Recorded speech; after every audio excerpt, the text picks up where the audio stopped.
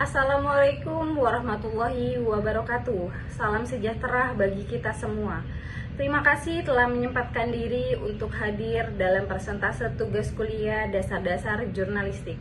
Saya Measih akan membacakan kalimat pembukaan dengan judul tayangan jurnalistik yang dianggap melanggar peraturan dan etika.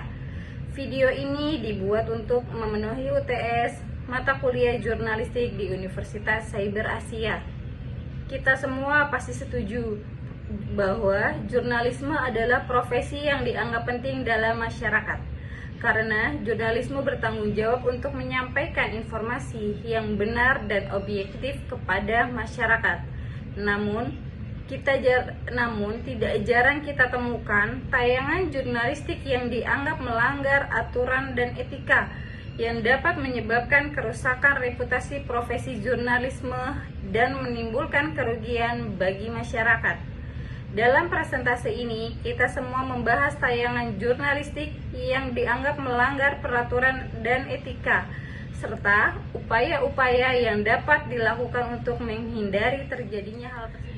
Kita tahu program dahsyat menampilkan acara cerdas cermat yang diikuti para artis bintang tamu sebagai peserta. Di antaranya adalah Zaskia Gotik.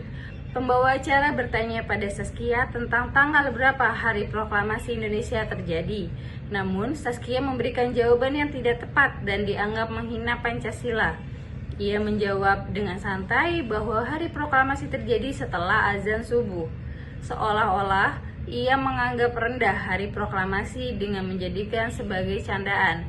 Padahal, Hari Proklamasi adalah 17 Agustus tahun 1945, yang merupakan tonggak sejarah Indonesia menyatakan kemerdekaannya dengan pembacaan teks proklamasi oleh Presiden pertama RI, Insinyur Soekarno.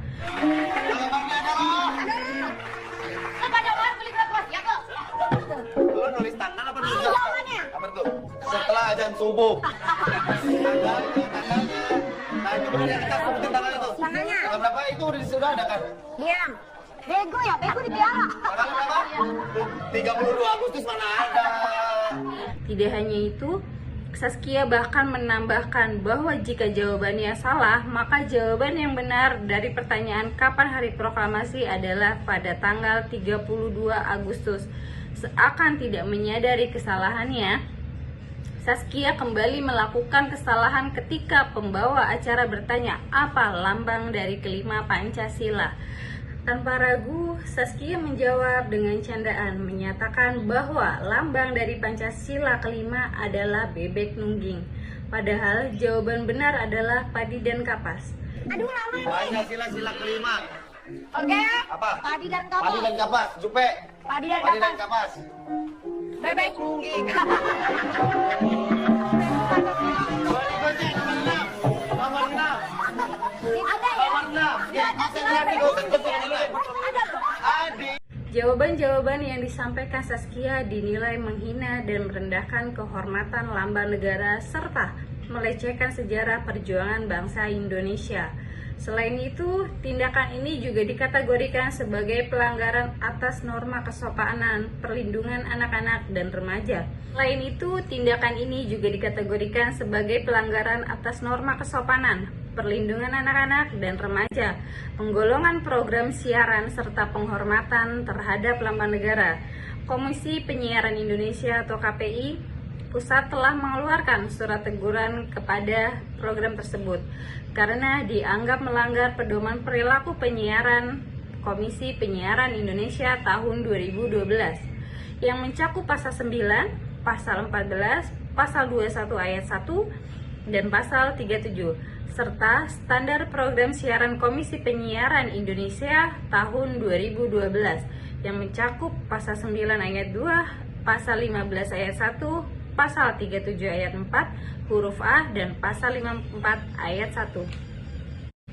Menurut Undang-Undang Nomor 24 Tahun 2009 tentang Bendera, Bahasa dan Lambang Negara serta Lagu Kebangsaan, pasal 57 menyatakan bahwa setiap orang dilarang merusak, mencoret, menulisi atau menggambari lambang negara dengan maksud menodai, menghina atau merendahkan kehormatan lambang negara. Sementara itu, menurut Bill Kovacs dan Tom Rosenstiel, kewajiban pertama bagi jurnalis adalah kebenaran.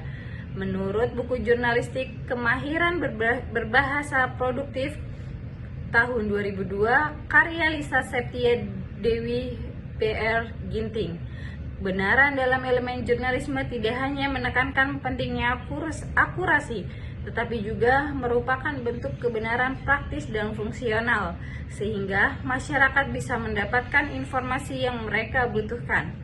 Elemen ini juga bisa diartikan sebagai pelaporan kejadian atau peristiwa sesuai dengan fakta di lapangan. Dalam kasus ini, TV menampilkan siaran tersebut apa adanya, tanpa pemotongan video atau sensor suara. Menurut buku jurnalistik Dasar untuk Pemula 2020 karya Feni Teresia, DKK, Bill Kovacs, dan Tom Rosenstiel menambahkan elemen jurnalisme yang ke-10, yaitu hak dan tanggung jawab warga dalam hal-hal yang berkaitan dengan berita. Elemen ini muncul dengan perkembangan teknologi informasi yang memungkinkan masyarakat untuk membuat media sendiri, seperti blog, jurnalisme warga, media alternatif, dan lainnya. Tanpa sosial media dan citizen journalism, mungkin isu ini tidak akan terungkap ke permukaan. Sekian dari saya, terima kasih. Wassalamualaikum warahmatullahi wabarakatuh.